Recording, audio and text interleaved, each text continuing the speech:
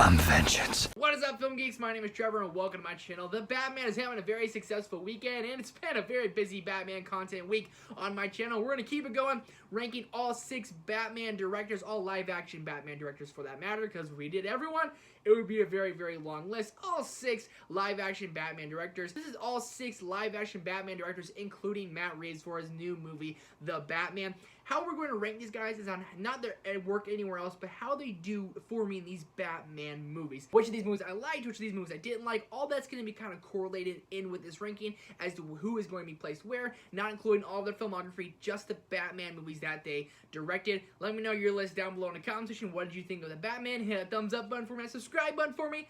Let's get into this. So in last place, probably at no surprise, is Joel Schumacher. Now, I just want to put this out there. A for effort, man. Like, you really did try, but you were given Val Kilmer and George Clooney, 2 people who were expecting to be good Batmans who are actually the 2 worst. At least they are my 2 least favorite Batmans. And when you think of these movies, you think of Bat Nipples and Mr. Freeze. Allow me to break the ice. And just Val Kilmer not being very, like, eccentric, very movable. It seems like he's kind of like a cardboard in his suit, and George Clooney just being possibly the most unlikable Batman of them all. That kind of shoots Joel Schumacher in the foot, because the protagonists of the movie are not very good.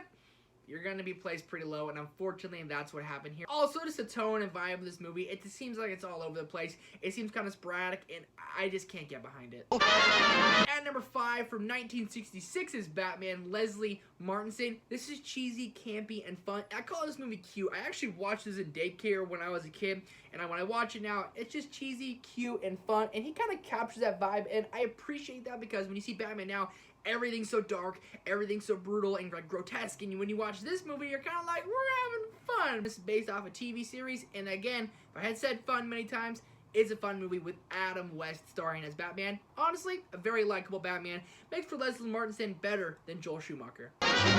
Next up at number 4, from here on, it was actually a much harder ranking, but at number 4 is going to be Tim Burton. And I really do enjoy Batman '89, but Batman Returns is my least favorite Batman, so that's kind of why he's down a little bit lower.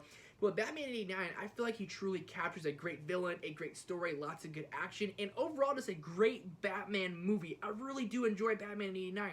When you go to Batman Returns, the best part and also the worst part of this movie is Danny DeVito as Penguin. That 10-minute intro sequence kind of sets that tone for the movie as to where it's going to go, and like, nothing happens for about 10 minutes. So like, what's going to happen throughout this movie?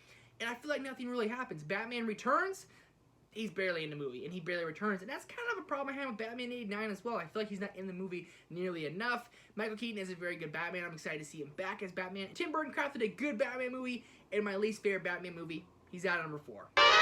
At number 3 is going to be Zack Snyder. Now, all this aside, I'm a diehard Zack Snyder fan, but when you go to the Snyder Cut, especially from last year, you're going to see exactly what he wanted to do with this Justice League and Ben Affleck as the Batman. And Ben Affleck, the Batfleck, is proven to be a very good Batman. But if you go over to Batman v Superman, this is a dark, long, just epic, and Batman is brutal, and Zack Snyder puts that on full display in Batman v Superman. And that's because Zack Snyder portrays this brutal, dark Batman so well.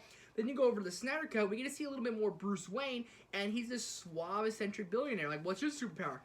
I'm rich. And then also that nightmare sequence at the end of the Batman, showing that the Batfleck is not there to mess around, especially what he says to the Joker. She begged me with her last breath that when I killed you, and make no mistake, I will fucking kill you. Zack Snyder truly captures exactly what we want in a new day and age Batman. It's brutal, it's dark, and if you're going to go that route, you need to go all in, and that's exactly what Zack Snyder did.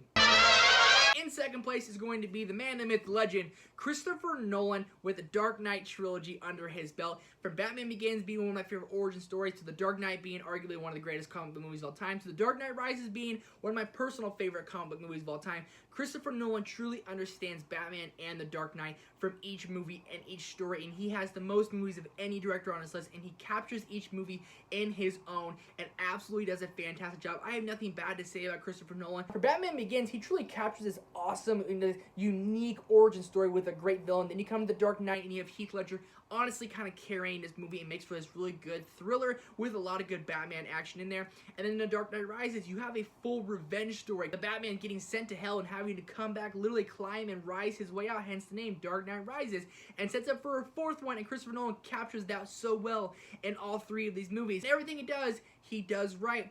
But at number 1 is going to be Matt Reeves, and the only reason for that is because this is my favorite Batman movie that we have ever gotten. I almost put Christopher Nolan above Matt Reeves, but since this is my favorite version of the Batman, and I loved everything Matt Reeves gave us, I just had to give him the edge just a little bit over Christopher Nolan. These two are very interchangeable, but Matt Reeves, what he did with the Batman is nothing short of extraordinary. I've seen this movie 2 times now, and both times I was locked in and engaged the entire time. And it gave us a Batman story we haven't seen before. I've said this countless times now, but is it a detective story? Is it a detective crime thriller before it's a Batman movie? Because the Batman is the world's greatest detective, and that is on full display in this movie. But Matt Reeves, from shot selection to cinematography to the score to the way it's edited, is all done so well. It has one of my favorite shots I've ever seen in the movie. The car chase, the way this crafts these characters, and how well this movie's written. Matt Reeves crafted everything and more I could want in a comic book movie. It is my favorite Batman, and Matt Reeves is my favorite Batman director. Let me know your ranking down below in the comment section. Thank you guys so much for watching. Hit that thumbs up button for me. Hit that subscribe button for me. Only a couple more Batman videos coming left this week. I'm excited to get into them. Thank you guys so much for watching. I'll see you very soon.